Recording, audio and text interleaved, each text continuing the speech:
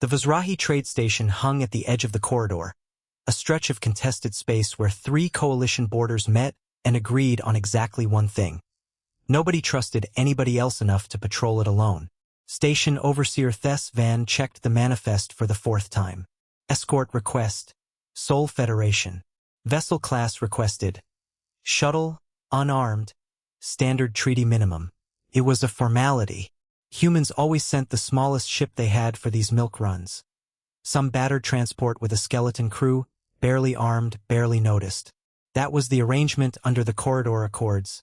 Minimum force escorts only, so no species could posture with warships in neutral space.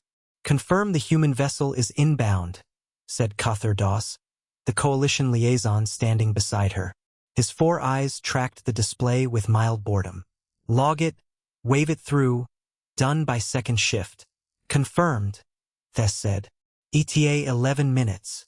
11 minutes later, the corridor lit up like something had torn a hole in it.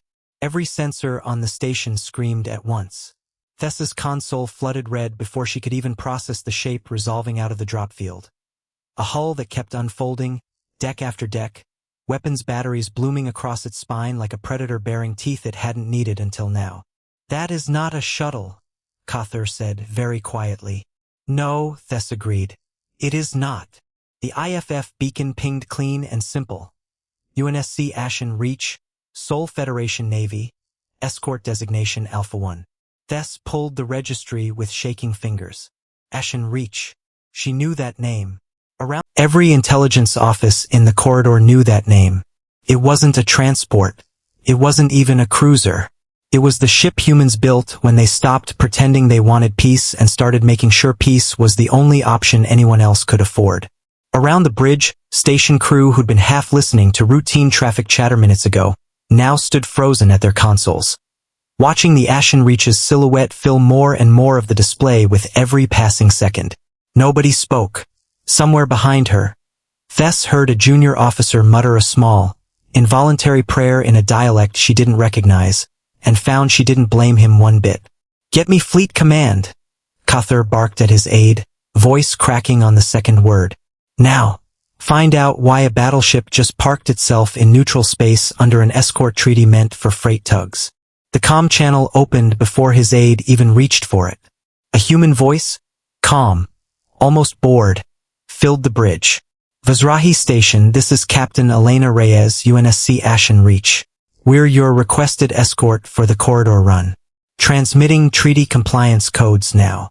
Silence. Thess stared at the compliance codes scrolling across her screen. Legitimate, verified, exactly within treaty parameters. Somehow that made it worse. "Captain," Cawthor said, forcing his voice level. "With respect, this request was for a shuttle-class escort. Your vessel is compliant." Reyes cut in, not unkindly. "Check the treaty language again, liaison. It says one vessel appropriate to threat level. It doesn't say small. It doesn't say weak. It says appropriate. Threat level for a trade run is minimal." "Was," Reyes said. 3 days ago it was minimal. Then fleet intelligence flagged Kryzek marauder chatter along this exact corridor.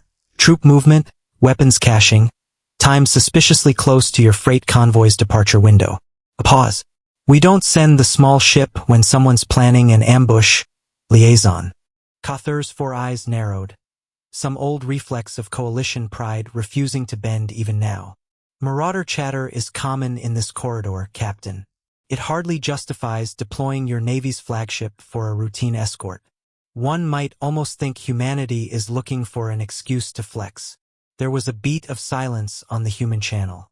When Reyes spoke again, her voice hadn't changed at all. Still calm, still level, and somehow that was the most unsettling part. "Liaison Doss, I'm not here to flex. I'm here because somebody in this corridor decided a shuttle full of unarmed traitors was an acceptable risk to take, and my government disagreed." Another pause. "You're welcome to file a complaint about the size of the ship keeping your convoy alive. File it after the convoy arrives." Thess looked past the viewport, past the trembling readouts, at the actual shape of the Ashen Reach now gliding into escort position. impossibly patient, impossibly still, like something that had already decided how this was going to end and was simply waiting for everyone else to catch up. Convoy status? Reyes asked, all business now. Departing dock in 6 minutes, Captain, Thess managed. Copy that. Ashen Reach will take point. A short pause, and for just a moment, something almost warm crept into the human captain's voice. Relax, Station Overseer. We're the good part of this story. You're going to want to watch what happens to the part that isn't. The channel closed. Kothur stood frozen at the console, his earlier bravado gone, replaced by something colder, the dawning understanding that his intelligence networks had missed something the humans hadn't. Somewhere out in the dark folds of the corridor, the Kryzek marauders were about to learn the same thing. They had planned this ambush for a shuttle. Humanity had sent something else entirely. 2 hours before the Ashen Reach dropped out of FTL, Captain Elena Reyes stood in her ready room reviewing the same intelligence packet for the 9th time, because something about it still didn't sit right. Talk to me, Voss, she said without turning around. Lieutenant Commander Jonah Voss, her intelligence officer, stepped through the hatch with a data slate under one arm and the particular expression he wore when he was about to say something the brass wouldn't like. Marauder cell activity spiked 11 days ago. Weapons procurement, 3 separate arms brokers, all routed through cutouts in corridor space. Standard raider buildup, except the timing. He set the slate on her desk. The buildup started 4 days before the Coalition Trade Office even opened the escort request for this convoy. Somebody knew that Shuttle was coming before the Shuttle request existed. Reyes turned. You're saying this wasn't opportunistic? I'm saying somebody inside the Coalition Trade Office leaked the convoy's manifest and schedule to Marauder brokers before the request ever reached us. The ambush was planned around a shuttle-sized response because that's what the leak told them to expect. Voss tapped the slate. If we send the shuttle everyone's expecting, 40 crew and a cargo hold of medical relief supplies get carved up in open space, and it gets logged as unfortunate Marauder activity. Nice and clean. Nobody asks who leaked it. Reyes was quiet for a long moment. And if we send something they didn't plan for? Then either the ambush aborts, in which case we've saved 40 lives and confirmed a leak exists, or it doesn't abort because whoever's running this has already sunk resources they can't walk away from. Voss met her eyes. Either way, we find out who's selling Coalition trade data to raiders. You realize the Coalition's going to call this an overreaction before they call it anything else. Reyes finally turned from the star chart. A battleship on a milk run. Half the liaisons in the corridor already think we posture for sport. Let them think it for the 6 hours it takes to prove otherwise. Voss shrugged, unbothered. I'd rather be called dramatic than right too late to matter. That's not a defense that survives a tribunal, Voss. No, ma'am. It's the one that survives the convoy. He tapped the slate again, pulling up the crew manifest. 40 names, most of them civilian relief logisticians, none of them soldiers, none of them expecting to be anyone's leverage. These aren't fleet personnel who signed up for this risk. They're medics and cargo techs who trusted a treaty to keep the math simple. I don't think the paperwork said shuttle is a sentence I want to explain to their families. Reyes looked at the star chart, at the lazy, deceptively calm curve of the corridor trade lane. She thought about the treaty language she'd quoted to a dozen liaisons over the years, appropriate to threat level, and how conveniently everyone always assumed that meant small. Set course, she said. Ashen Reach takes the escort. Full combat readiness, weapons dark until provoked. I want this ambush to happen exactly the way somebody planned it, right up until the part where it doesn't. And the leak, we let it lead us to whoever's holding the other end. Reyes was already moving toward the bridge. Somebody sold that manifest for a reason, Voss. I want to know what was worth 40 lives to them. Aboard the Coalition Trade Office 3 sectors away, Director Palash Run watched the Ashen Reach's registry ping across his private terminal and felt something cold settle in his chest. He hadn't planned for this. He'd sold the convoy schedule to a Marauder broker for a fee that would clear his family's debts twice over, on the safe, simple assumption that Earth would send what it always sent. A shuttle, a skeleton crew, a target too small to cause anyone trouble and too poor to be missed. Clean money. No war. No consequences. He'd told himself that 100 times over the past 11 days, and it had gotten easier each time, the way anything gets easier once you've said it enough. He pulled up the registry again, hoping he'd misread it. He hadn't. UNSC Ashen Reach escort designation Alpha 1. Not a transport. Not even close. Something in his throat tightened at the thought of what that ship's sensor suite would find if it lingered near his convoy schedule for longer than a passing glance. Proceed as planned, he typed at last, because the alternative was admitting everything, and admitting everything meant admitting he'd traded 40 lives for a debt payment. They're bluffing. It's political theater. Hit the convoy on schedule. He hit send and told himself it was probably true. The Marauder ambush commander, a scarred raider named Crothilvain, had run this exact maneuver 11 times against coalition freight lanes and never once needed a second wave. Drop from stealth, box the target, disable engines, board before defenses spun up. Against a shuttle escort it would take 4 minutes. He gave the order without hesitation the instant his sensors resolved the convoy, and only realized his mistake in the half-second before his weapons officer screamed a warning that arrived far too late to matter. The Ashen Reach had not powered its weapons dark for secrecy. It had powered them dark because it hadn't needed them yet. It needed them now. Point defense batteries came online in a single synchronized pulse, and 6 Marauder raiders lost engine function in the first 3 seconds. Not destroyed, disabled, with a precision that told every remaining raider crew exactly how much restraint had just been extended to them. All units, hold position, Reyes said over the open Marauder frequency, her voice carrying into every raider cockpit whether they wanted it there or not. You've disabled your own engines flying into my firing arcs. That wasn't us being generous. That's just where you are now. Croth didn't hold position. 11 ships had never been generosity to him. It was margin. He snarled the scatter order, the same maneuver that had cracked shuttle-class defenses a dozen times before, and pushed his own ship straight at the convoy's flank, betting the battleship couldn't track 11 independent vectors and still guard the freighters. Could. For more raiders lost weapons systems to precision EMP bursts before they'd cleared 100 meters, and Croth's own ship shuddered as something surgical clipped his forward thrusters. Not a kill shot. A message. She's toying with us, his second-in-command hissed. She's outcomputing us? Croth snapped back, and for the first time in 11 raids, he felt something close to fear settle behind his ribs. He had 4 ships left with working weapons. He had a battleship holding every firing solution in the sector, and he had, buried under all of it, 11 years of never once surrendering a contract half-finished. Bring the last 4 in tight, he ordered. If we're dying today, we take the freighters with us. On the Ashen Reach's bridge, a young tactical ensign watched the disabled raiders drift on the display and let out a breath she hadn't realized she'd been holding. Sir, they're still moving to engage. Why hold weapons at disable only? We could end this in one pass. Because a battlefield full of corpses doesn't answer any questions, Voss said quietly, without looking away from his own console. Dead raiders don't tell you who paid them. Croth-Ilvain. Reyes's voice again, unhurried, cutting through the panic on his own bridge. I know that name. Corridor Fleet has a standing warrant on you 3 systems over piracy, extortion, 2 counts of hostage-taking. None of that has to get worse today. But if your last 4 ships close on my convoy, I stop offering you a choice. You've already beaten us? Croth shot back, voice raw. What's left to choose?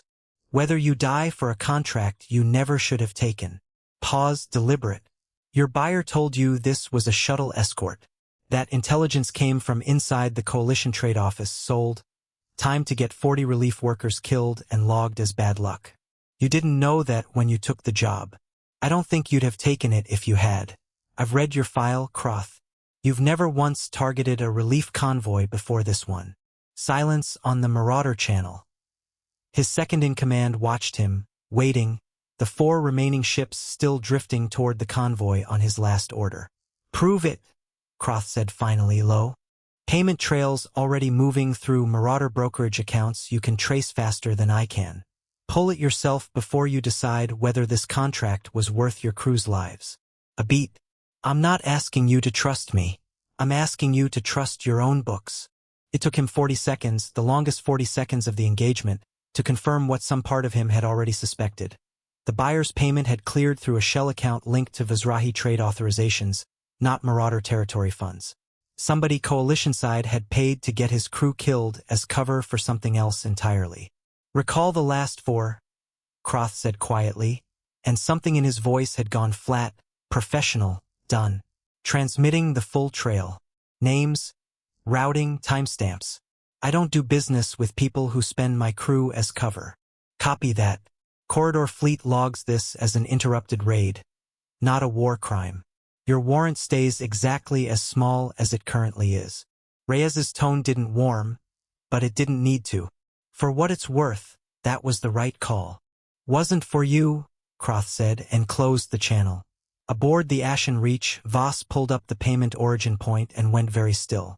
"Captain, the leak traces straight back to the Vizrahi trade office. Director Palash Rin." Reyes looked at the star chart at the station that had, less than a day ago, questioned why humanity had bothered sending a warship at all. The Vizrahi trade station Central Hall had never hosted an emergency coalition tribunal on 4 hours' notice before, and it showed. Chairs still being dragged into place as delegates from 6 coalition worlds filed in, murmuring, none of them entirely sure why Fleet Command had summoned them at this hour, or why a sole Federation battleship was holding position directly outside the observation dome like a held breath. Director Palash Rin had spent the 4 hours since the recall order in 3 distinct states of denial. First, the trail wouldn't reach him, it never had before, for shell layers was enough. Second, even if it did, nobody would move fast enough to matter before the debt was already paid and buried.